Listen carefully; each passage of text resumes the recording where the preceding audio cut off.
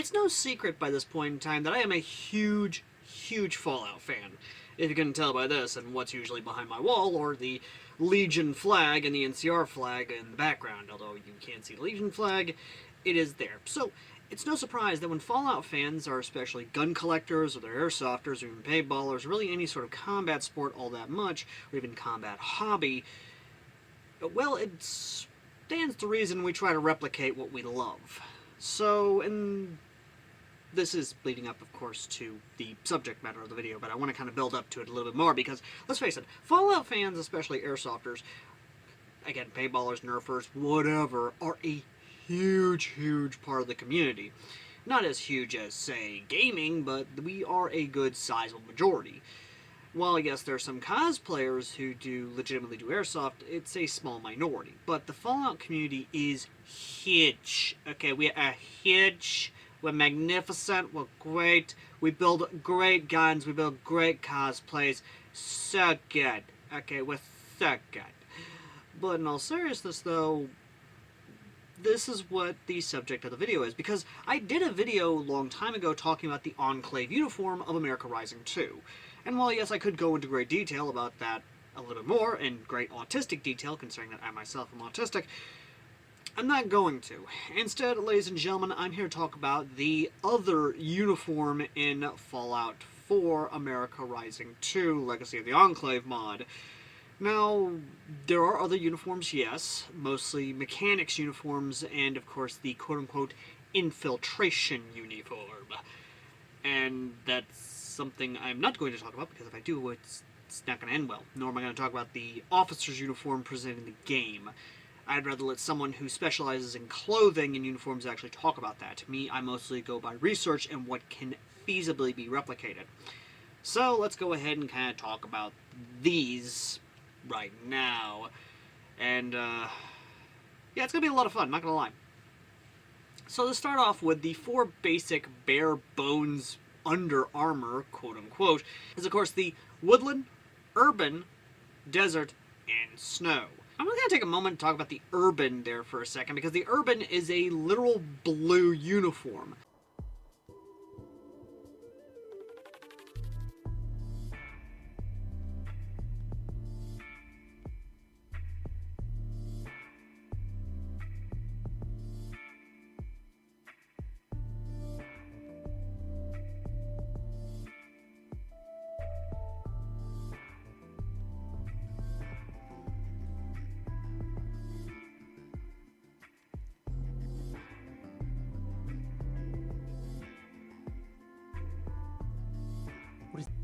What is that? What is that? What is that?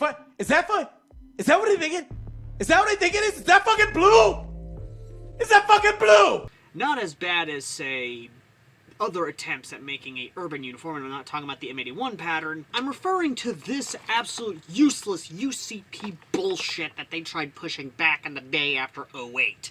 And thank God we actually switched to actual legitimate camouflage, because this shit, while I will grant it could work in an urban concrete environment, doesn't do diddly dick in the desert. At least the Marines' digital uniforms actually blend in. Thank God they didn't go with this in the Fallout universe, because I feel sorry for them if they did. Like, we deserve to basically have the bombs fall on us if we actually had this shit. Moving on.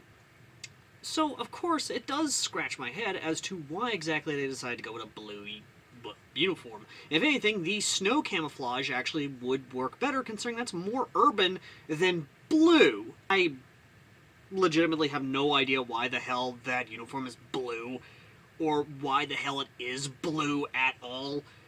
I mean, have you seen Boston as of late in the Commonwealth of Massachusetts? It's not blue. I mean, it's understandable if it was a Navy thing. I mean, the Navy uniforms are blue for a fucking reason. They're blue because, you know, the wide open ocean. But why blue? Why blue? Why? Why? Why? Why? Why, oh God fucking... Which leads us, of course, to the actual legitimately interesting concept of uniforms, which of course is the snow and desert one, which again, the snow is more inclined for urban than actual, well, the urban uniform. The desert one is your basic M81 pattern of camouflage, and the one I actually went with, because of course I would, is the forest uniform. The forest, quote-unquote, is M81, if not darker. Now, I know people are going to start pointing out the fact that it may be more in line with other nations' M81 copied uniform patterns, especially those who are going to automatically point out the usual not detractors, those of legitimately good taste, be it, of course, the Eastern European countries, South African countries, or just African countries in general that have adopted a M81 style pattern of camouflage, even the Nordic nations, or even the French, which, now I think about it, actually makes a lot of sense that it would be kind of close to those types of patterns, but at the same time, I'm more inclined to believe that it's still Uncle Sam's flannel. That's the forest setup, because this is leading into exactly how you can feasibly try and replicate this in two ways. The first one's going to be the simplest, the second one is going to be the hardest. So let's talk about the simplest first. Comparing the forest uniform to another combat style of uniforms, as well as just the setup in general, while yes, being of course part of the Fallout universe of it basically being a Vault-Tec suit, I did a little digging and decided to kind of have a little bit of fun with this and say, hey, it's a weird zip-up version of a Combat Gen 3 shirt and pants combo. Now, I know everyone's going to lose their absolute shit for that, or they're going to call me an idiot, but I'm going simplistic first, as in how you can easily try and replicate this. Not a, hey, you should try to go one-to-one, because not everyone's going to have the skill set to actually go one-to-one. So, again, I'm doing it two ways for you guys. So, let's get back to the Gen 3 combat shirt. Gen 3 combat shirt and pants are probably the closest one's going to get to actually trying to replicate the suit as a whole. Not just because of the fact that there's woodland, but because of the wide variety of camouflage options there is on, say, Amazon or other surplus sites, or even airsoft sites, for God's sake. I'm not going to say Emerson Gear is, a good option, because there are different companies as well out there that make Gen 3 type combat shirts and pants, which I don't own, sadly, but I probably would use as my go-to route to try and replicate the, Under Armour that you see on screen now. The biggest one, though, ladies and gentlemen, is that, again, this is the simplistic way to actually try and replicate the undersuit for, say, a Enclave infiltrator or soldier or special forces or power armor user from America Rising 2, like, say, the Enclave, which, again, is one of those things. Now, again, this is just mostly because this is the simplistic way to do this. This isn't a, hey, this is how I would do this. This is simplicity, for simplicity's sake. Then we get to, of course, the one that I know everyone's going to absolutely enjoy, because, of course, there are these things. Ladies and gentlemen, if you want to try and replicate this as closely as possible with the forest one versus the other camouflage patterns, there are actual military coveralls. Excuse me, what? Now, for those who don't know, coveralls are basically like the tanker or the pilot suits that you see, or even your basic Michael Myers-like overalls. Yes, I say overalls because overalls, coveralls are kind of a intermediate thing, but I'm not going to harp on that.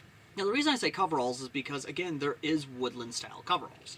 And if you are good with the thread and needle, you could actually take these and fully replicate the actual suit in everything. Minus, of course, the boots. The boots are your basic black combat boots. You can buy those a dime a dozen at either any Walmart, Target, or really any big box store, or even boot stores, or even military surplus stores.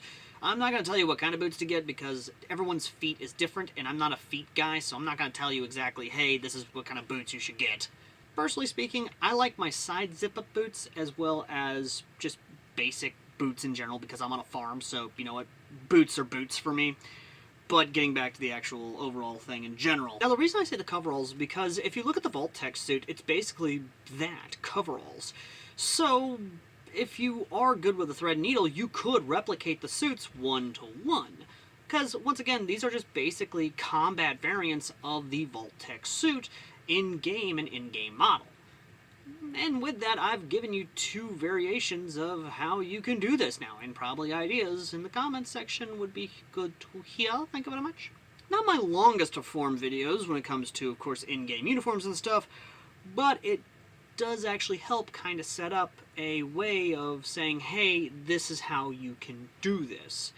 Now, will I be covering more uniforms for America Rising 2, Legacy of the Enclave? Yeah. The simplistic ones, the ones that legitimately can be replicated. As for the more complicated ones, no dice there. I'm not going to cover the more complicated ones, guys, because I'm sorry. I'm not touching that stuff with a 10-foot pole. Don't get me wrong, I'm good at basically telling people how to be more affordable and basically how to be budget-wise when it comes to certain things. But when it comes to the more extravagant stuff and the more crazy stuff, I don't have the skill set nor the knowledge to basically say, hey, here's how you replicate uniform A via method B. I'm not that guy. I'm not a seamstress. I'm not a fashion designer. I'm just a dude who basically spends a lot of time on Amazon's clothing section and just sees similarity to things. But overall, thank you very much for watching. As always, I've been Airsoft Al, and if you have any suggestions or your thoughts on the combat uniforms, or at least basically the Fallout equivalent of the Gen 3 combat uniforms and the, in America Rising 2, Legacy of the Enclave, let me know in the comments section down below. And if you want to join an Enclave community, because, you like the Enclave as well, link down below, of course, is a Discord link in the pinned comment to a Discord I'm actually in, ran by a guy who actually is serving our nation in the United States Air Force. So, yeah, he's a chair force guy. So, yeah. But in all seriousness, though, it's a cool bunch of guys, and legitimately, we do talk about Enclave stuff, or we just talk about Fallout stuff in general. But, as always, ladies and gentlemen, I've been Airsoft Al, and I shall see all you lovely, lovely people in the next video.